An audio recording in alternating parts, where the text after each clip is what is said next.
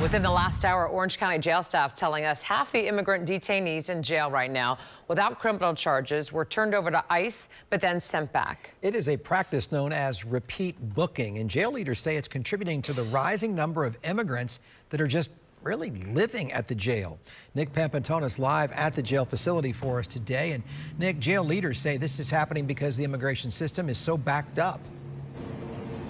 Yeah, we're talking about triple the amount of immigrants right now that are being housed here every single day. More than 500 of them did this sort of ping-ponging last month. And people in the system, not just the jail people, say the system's out of space. Over the past 3 months, the Orange County Jail has gone from housing 30 immigrants who don't have any criminal charges each day to more than 90, according to a memo from jail leaders. The county claims each one of those immigrants cost county taxpayers close to $100 per day to hold.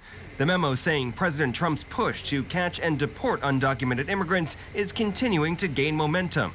But it also blames a rise in repeat bookings, when an inmate is taken out of the jail, given to ICE, and then booked right back in that same day. They still don't have enough space to put these people.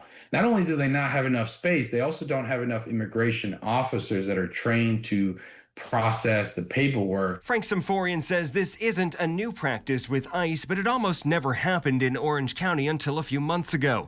And he says it puts immigration courts in a bind because his clients aren't yet in ICE custody. Because of the backlog, Governor DeSantis says he's waiting on approval to open a third state immigration facility, joining Alligator Alcatraz and Deportation Depot. Our function is, rather than release folks on the street, that will have an ability, they can be processed, and then the law can be enforced. And we're going to continue to be supportive of that.